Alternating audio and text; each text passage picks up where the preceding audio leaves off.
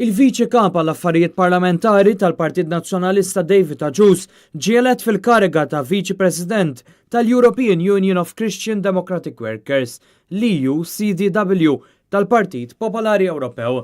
David Agius ġab 91.5% tal-voti f'din l-elezzjoni li saret waqt il-Kungress tal-EU-CDW fi Vienna li matulu ġielet bħala President l-Europarlamentari Ġermaniż Elmar Brok. L-EU-CDW tħaddan fija 24 moviment tal-ħaddiema minn 18 il-pajjiż membru tal-Unjoni Ewropea. Il-ħatra tiegħi hija xi ħaġa ta' sodisfazzjon mhux biss għalija imma għall-Partit Nazzjonalista u anki għal pajjiżna. Għaliex turi rispett li għandha Malta mal-Partit Popolari Ewropew li flimkien ma' pajjiżi oħra kbar naħdmu għal ġid tal-ħaddiema fl-Unjoni Ewropea. Dan ir-rwol tiegħi bħala Viċi President se nkun nista' naħdem biex nista' salvagwardja l-interessi tal-ħaddiema Maltin u nkun vuċi soda għal-ħaddiema biex naraw li l-Ewropa tkun aktar soċjali, aktar ta' protezzjoni għal-ħaddiema tagħna biex nkunu nistgħu l-koll nimxu qudiem. Matul dan il-Kungress li għalih kien hemm preżenti wkoll il-President tal-Kummissjoni Ewropea Jean-Claude Juncker, il-kandidat għall-Presidenza tal-Kummissjoni Ewropea Manfred Weber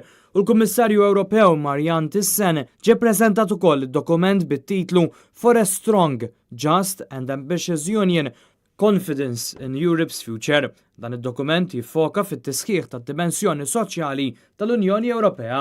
Fi Vienna l-Viċi Kap tal-Partit Nazzjonalista David Agius huwa akkumpanjat minn delegazzjoni tas-Solidarjetà ħaddiema tal-Partit Nazzjonalista l-SHPN li hija magħmula minn David Battistino, Neville Kassar, Alexandra Farrugia, Joseph Gallia u David Grech.